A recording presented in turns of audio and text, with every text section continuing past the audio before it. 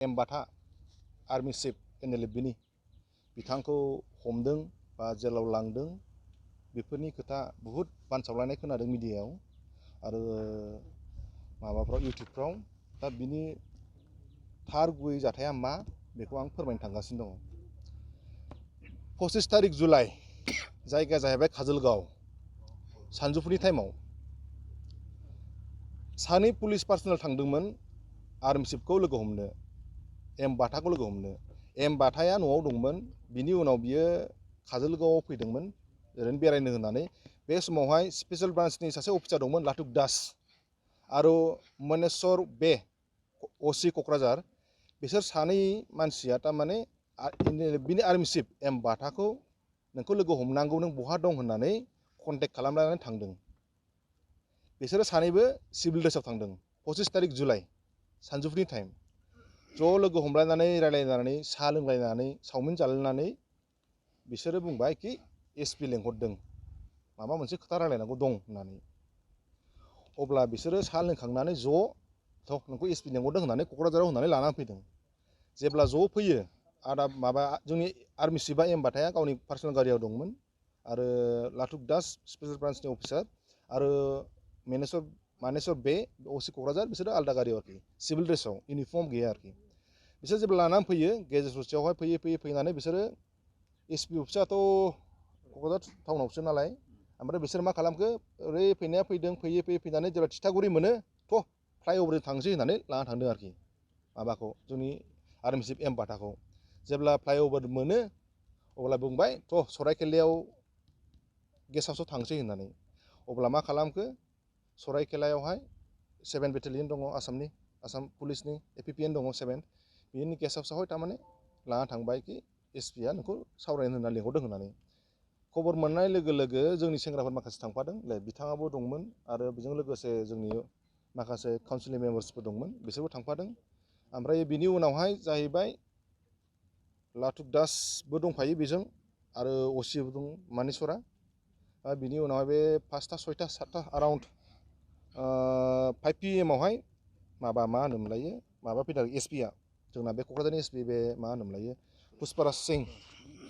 सारा थारमाने बेखौ लोगो हमफैदों आरोखि। बेखौ लोगो हमनायाव जेबो खोथा रायलायाखै मोनसेल' खोथा बुंदों न'आव मारै दङ मारै गैया मोजाङै दंजोबो होननानै बुंनायाव एसे खोथा रायलायनायनि उनावनो मोनसेल' खोथा बुंना फैदों बियो आंनिफ्राय देरसिन अफिसार फैगासिनो दङ नोंखौ लोगो हमनो नों थाथ' आं थांसै होननानै। ओमफ्राय थायै थाबाय दाना बे गेस्ट हाउसनिफ्राय जेब्ला 9:30 10:30नि गेजेराव देरसिन अफिसाराथ' फैयाखिसै SPनि देरसिनथ' फैयाखै जिखिजाया उदालगुरिनिफ्राय पुलिसफोर फैदों आरोखि पार्सनेल पुलिस माबा DSP ना माबा होननाय खोनादों बरा ना मा आंथ' एक्जेक्ट नामखौथ' मिथिला। ओमफ्राय बिसोर 9:30 10:30नि गेजेराव फैनानै जिखिजाया बुंफैदों नोंखौ उदालगुरियाव आरो सावरायनो लांनो नागिरदों होननानै बिसोर गारि गंनै फैदों बलेर'। बिनिफ्राय आदा बाथाखौ बा जोंनि आर्मी चिफखौ NLFB आर्मी चिफखौ बिसोरो सराइखेला बे 7 APPNनि गेस्ट हाउसनिफ्राय बिसोर लाना थांदों। बिसोरो जुदि प्रि एन्ड प्लान नङामोनबा बिसोरो उदालगुरिनि पुलिसफ्रा फैदों काराइगावजों बिसोर थांदों 7 APPNआव। जेब्ला जोंनि आर्मी चिफखौ लाना थांनो नागिरो उदालगुरियाव बिसोरो क'क्राझारजों थाङाखै बिसोर दस्रा रुट थांदों आरोखि। लामाया थारमाने बबेजों फैदों बेजों हाबाखै बिसोर थारमाने दस्रा रुट लादों आरोखि बाया बहलपुर। खिन्थु जानाखि उदालगुरिनि पुलिस पार्सनेलफोर फैफादोंमोन पुलिस अफिसारफोर फैफादोंमोन बिसोर थारमाने बे बहलपुरनि लामाखौ मिथिया। ओमफ्राय बेहाय बहलपुरनि लामाखौ दैदेनलांदों बे स्पेशल ब्रान्चनि लाटुक दास ओमफ्राय मा होनोमोनलायो बे क'क्राझार टाउननि OC मनेस्वर बे बिसोर सानैया थारमाने बहलपुरसिम दोनलांदों आरोखि माबाखौ मा होनोमोनलाय जोंनि आर्मी चिफखौ जों आरो माबाखौ जों मा होनोमोनलायो बे उदालगुरिनि जानाखि पुलिसफोर फैदों गारि गंनै बलेर' गंनै फैदों आरोखि गुफुर। बिनि उनावहाय थाङै थांबाय जेब्ला माबा जायो मा होनोमोनलाय एराउन्ड लाइक 3टा बा 3:30नि गेजेराव फुंनियाव लांनांगौआ उदालगुरि माबायावसो लांनांगौमोन मा होनोमोनलायो थानायावसो लांनांगौमोन पुलिस स्टेसनावसो लांनांगौमोन बिसोर मा खालामखो बाया आरो खालायगावआव सोना दोनदों आरोखि। बेबो खालायगावआव थारमाने माबायाव सोना दोनदों बिसोरो थारमाने माबायाव पुलिस स्टेसनाव। जेब्ला 3:30 3:30नि गेजेराव लोगो मोनहैयो बिसोरनो साहा होदों दे नोंसोर दिनै थाथ'दो गाबोन फुङावनो SPआ लोगो हमफैगोन होननानै थगायनानै दोनलायबाय। बिनि उनावहाय दाना गैया जेब्ला जोंनि मानसिफ्रा नागिरबाय थायो जोंनि मानसिफ्रा एसपिनाव फन खालामबाय एसपिआबो आं मिथिया होनो डिएसपिनाव फन खालामबाय एडिसनेलनाव फन खालामबाय मिथिया होनो जेब्ला बिसिबांनाखि पुलिस थाना दङ जोंनि जानाखि इनफरमेसन सेल दङ जेब्ला जोङो बेखौ जोङो माबानानै फाथायनानै मोनो खालायगाव दङ होनना जों एक्जेक्ट इनफरमेसनखौ मोनबाय जेब्ला जों थाङो मानसिखौ अलरेडि दाना लाना थांलाय माजबादावहाय लाना थांलायबाय खालि दङमोन गारि जोंनि आर्मि चिफजों गावनि पार्सनेल गार्ड दंफायोमोन ओमफ्राय पार्सनेल ड्राइभार दंफायोमोन बिसोर सानै ओमफ्राय गाव बे आर्मि चिफ बेखौ लानानै डाइरेक्ट माबायाव लांलायबाय माजबादाव जेब्ला माजबादाव लाङो अब्लासो घटनाया जाहैनोसै अब्लासो जाहैनोसै घटनाया जोंनि आर्मि चिफखौ ओरैबायदि दारायाव खोख्लैदों माखासे थारमाने माबा मा होनोमोनलायो आन्डार IPC आन्डार सेक्सन 120B 121 121A 122 387 506 आरो एडेड सेक्सन दंबावो आर्म्स एक्ट आरो बेखौ खोख्लैनानैहाय जोंनि आर्मि चिफखौ साइन होदों कि नोंना एभिडेन्स दङ कि नोङो थांनाय बे ब्लाना माथाय एक्जेक्टलि आंबो मिथिया दै जिखिजाया गेजेर ससेयाव नुलाबायदोंमोन ब्लाना माबा बड'लेण्ड लिबारेसन आर्मि ना माबा होननाय बे संगठनजों लोब्बा दङ बे दानायाव होननानैहाय बेखौ थारमाने बे नोंखौ बेयाव माबानाय जादों होननानै बुङो आरोखि मानो होनबा नोंना एभिडेन्स दं होननानै जानाखि दा NIA दङ दा NDBनि जानाखि दा बिथांमोना बा बिदामोना बा फंबायमोना दा साननांगौ लागाय बे बिसोरखि बासायगोन दा बे जोंनिखौबो जुदि हमदोंबा बेखौनो जुदि दासिमाव जुदि लांदोंबा बिसोरखौथ' लांगोन बेखौ नुदों आरोखि आङो दा जुदि बेखौ जुदि NIA आवहाय जुदि लांबायबा बेनो बे केसखौ नोंसोर मिथिखायो बे केसावहाय जोंनि एमबाथाय इनभल्भमेन्ट गैया खामान होदों जानो हागौ जुदि खामानावनो जुदि होनायावनो जुदि बेखौ जुदि सोदोंबा मोनसे संगठनावहाय खामान होग्रा सुप्रिम खामान होग्रा थायो प्रेसिडेन्ट बेनि आन्दाराव थायो GS बा प्रेसिडेन्ट गैयाबा भाइस बा GS गैयाबा एसिस्टेन्ट थायो बिनि उनाव कामान्डार थायो बिनि उनाव कामान थाङो नङा होनबा बिनि उनावसो आर्मि लेभेला मा खालामो एक्जिकिउट खालामो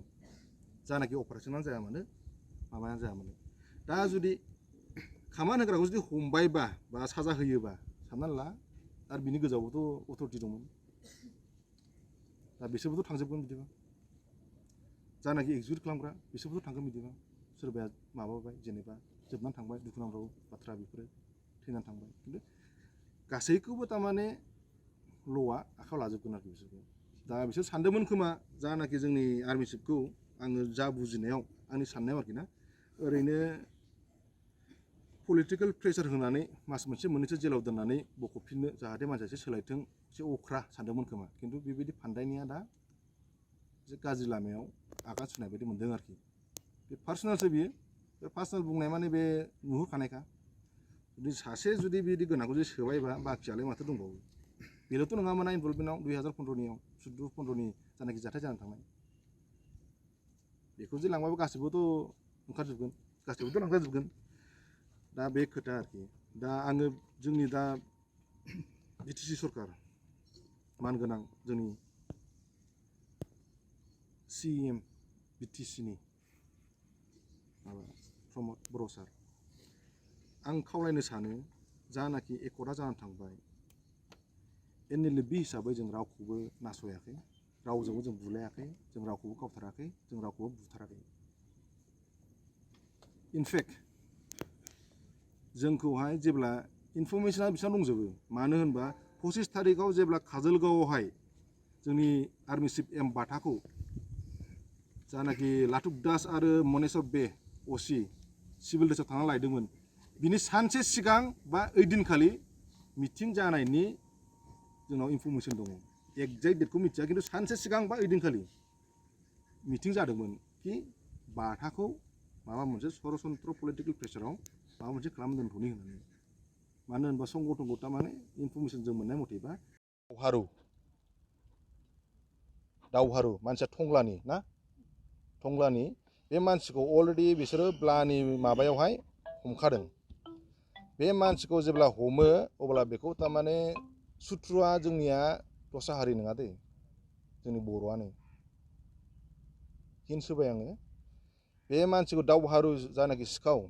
बेखौ थारमाने रिमाइन्डआव लाबोफिननानै जानाखि बुंहोदों खोथाफोरखौ जेब्ला जोंनि आर्मि चिफआ लोगो मोनो खिन्थु दावहारु होनायखौ मानसिखौ सिनाया रायलायफेरनोबो मोनाखै बे मानसिया थारमाने जोंनि आर्मि चिफखौ बुंदों बे इनभल्भमेन्ट दङ आरो बेनो माबा खालामनो होदों इनसिस्ट खालामदों कि ब्लाखौ दानांगौ होननानै उइदाउट एभिडेन्स बिनि होनाय लोगो लोगो जोंनि आर्मि चिफजों एसे गुद्दा गुद्दि जालायलायदों आरोखि पुलिस स्टेसनावनो आं सिनायावसो नों आंखौ बोरै होनखो होननानै बिनि लोगो लोगोनो कर्टआव लानानै थांबाय कर्टनिफ्राय लोगो लोगो जेराव लाना फैबाय जेराव लाबोनाया जाहैबाय माबायाव मा होनलायो 26 तारिख मोनायाव 5टा अराउन्ड उदालगुरि डिस्ट्रिक्ट जेराव लाना फैदोंमोन दाना बिनि अखानायै बिनि मोनायाव जेब्ला बे दावहारु सिखावा मानसियाथ' आरो उग्रपन्थी नंगौना नङा मिथिया दावहारुखौथ' जोंथ' सिखावसो होनना मिथियो नालाय ओमफ्राय बियो जेब्ला जोंनि आर्मि चिफ उन्दुनाय खाथियाव फैनानै बे निमाहा बिफिदों आरोखि कि देख सार आं बुंनांगौ नङामोन नाथाय उफाय गैयैयाव आं नोंनि नामखौ लानांदों दस्रानि थिननायाव नङाबा आंनि लाइफआनो माबा खालामनो नागिरो होननानै बिदि होननायाव थारमाने बे बुंनांदों होननानै बे दावहारु जानाखि दा उदालगुरि डिस्ट्रिक्ट जेलाव दङ बे मानसिया रोखा होगोन आरोखि बे मानसिखौ सोर सोर फान्दायदों सोर सोर बुंहोआ बे नामखौ दा बुंथ'ला फैगौ समाव बुंगोन मानो होनबा गासैखौबो डिसकस खालामजोबजाया मानो होनबा माखासे खोथाफोर थायो आरो माखासे इनभेस्टिगेसन खोथा थायो बेखायनो जोङो माखासे खोथाखौ जों डिसकस खालामा आरोखि जिखि जाया दावहारु सिखावा फान्दायदों आरोखि दावहारु सिखाव हारसिं फान्दायाखै थार्ड पार्सन इनभल्भमेन्ट जादों आरोखि बे जाहैबाय ओमफ्राय जों एसपिनाव सोंदों मानि थाखाय बिदि खालामबाय थादों होननाया पलिटिकेल प्रेसार होनदों बिटिसिनि सिएम मिस्टार प्रमद बर' सारखौसो आङो खावलायो कि बे एसे खबर लानांगौमोन कि मा जामारदों जाथाया आं संगठन हिसाबै लानो थिनाखै नाथाय सासे बर' हिसाबै थारमाने लाजानो लुगैदोंमोन आरोखि फन खालामजानो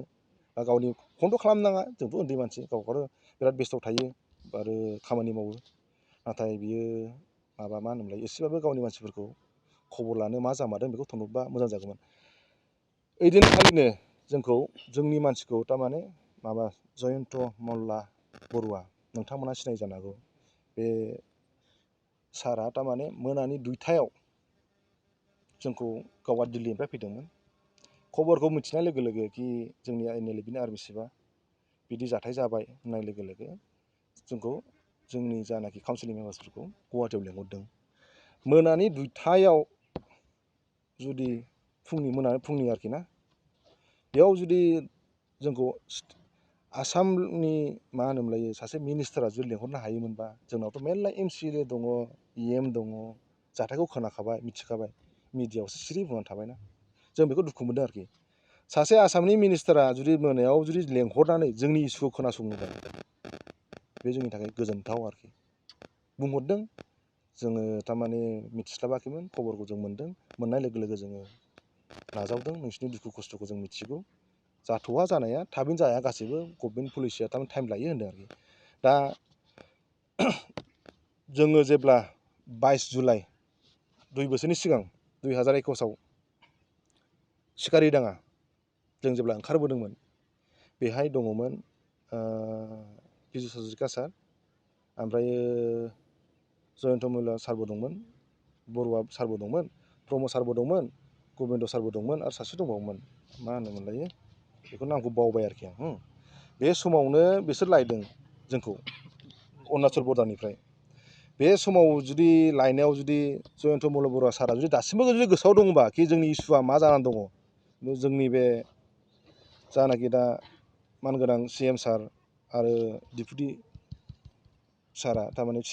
डिपुटि CMआ बिसोरबो थारमाने एसे थाल लानांगौमोन कि मा जामारदों इनफेक्ट थालथ' लानाया अब्लाबो थारमाने एसे माबा लानो लुगैदोंमोन बे मुहुर्त समाव मानो होनबा बाथाया NLF-आवल' मावबोआखै NDP-आवबो बियो गैया 20 बा 25 बोसोर गावनि समखौ जानाखि जिउ जानांगौमोन बे समखौ बियो अलरेडि हारिनि थाखाय बावसोमबोबाय बे मानसिखौ जुदि पलिटिकेल प्रेसारै जुदि मास मोनथाम मोनब्रैनि थाखाय दोनहैनांगौ होननानै जुदि जेलाव सोनानै दोनहैयोबा अत्यन्त गाज्रि आरोखि बे पलिसिया सान्थि बिदिनो सान्थि फैया दिनैहाय दे लिडार हिसाबै दाख्लैनो होनांगौमोन आं प्रेसमिटखौ मानि थाखाय होआखै मानो होनबा सानदों मा जागोन होबा इनफरमेसनखौ कालेक्ट खालामग्रोनांगौ बुंबानो जाया माखासे जिनिसफ्रा दा जोंसो सान्थि दङ दा साननानै दङ कि जेबो खालामथ'वा होननानै जोंखौ आसामनि मा होनोमोनलाय सासे मिनिस्टारा जुदि लेंहरनो हायोमोनबा जोंनावथ' मेरला MCLA दङ EM दङ जाथायखौ खोनाखाबाय मिथिखाबाय मिडियाआवसो सिरि बुंनानै थाबायना जों बेखौ दुखु मोनदों आरोखि सासे आसामनि मिनिस्टारा जुदि मोनायाव जुदि लेंहरनानै जोंनि इसुखौ खोनासङोबा बे जोंनि थाखाय गोजोनथाव आरोखि बुंहरदों जोङो थारमाने मिथिस्लाबाखैमोन खबरखौ जों मोनदों मोननाय लोगो लोगो जोङो नाजावदों नोंसिनि दुखु खस्थ'खौ जों मिथिगौ जाथ'वा जानाया थाबैनो जाया गासैबो गभर्नमेन्ट पलिसिया थारमाने टाइम लायो होनदों आरोखि दा जोङो जेब्ला 22 जुलाइ 2 बोसोरनि सिगां 2021 सिकारिडाङा जों जेब्ला ओंखारबोदोंमोन बेहाय दङमोन पिजु हाजरिका सार ओमफ्रायो जयन्त मल्ल सारबो दंमोन बरुवा सारबो दंमोन प्रमद सारबो दंमोन गबिन्द सारबो दंमोन आरो सासे दंबावोमोन मा होनोमोनलायो बेखौ नामखौ बावबाय आरोखि आं बे समावनो बिसोर लायदों जोंखौ अरुणाचल बर्डारनिफ्राय बे समाव जुदि लायनायाव जुदि जयन्त मल्ल बरुवा सारा जुदि दासिमबो जुदि गोसोआव दङबा कि जोंनि इसुआ मा जानानै दङ जोंनि बे जानाखि दा मानगोनां CM सार आरो डिपुटि सारा थारमाने डिपुटि CMआ बिसोरबो थारमाने एसे थाल लानांगौमोन कि मा जामारदों इनफेक्ट थालथ' लाया लानाया अब्लाबो थारमाने एसे माबा लानो लुबैदों बे मुहुर्त समाव मानो होनबा एम बाथाया NLDBआवल' मावबोआखै NDBआवबो बियो गैया 20 बा 25 बोसोर गावनि समखौ जानाखि जिउ जानांगौमोन बे समखौ बियो अलरेडि हारिनि थाखाय बावसोमबोबाय बे मानसिखौ जुदि पलिटिकेल प्रेसारै जुदि मास मोनथाम मोनब्रैनि थाखाय दोनहैनांगौ होननानै जुदि जेलाव सोनानै दोनहैयोबा अत्यन्त गाज्रि आरोखि बे पलिसिया सान्थि बिदिनो सान्थि फैया दिनैहाय दे लिडार हिसाबै दाख्लैनो होनांगौमोन आं प्रेसमिटखौ मानि थाखाय होआखै मानो होनबा सानदों मा जागोन होबा इनफरमेसनखौ कालेक्ट खालामग्रोनांगौ बुंबानो जाया माखासे जिनिसफ्रा दा जोंसो सान्थि दङ दा साननानै दङ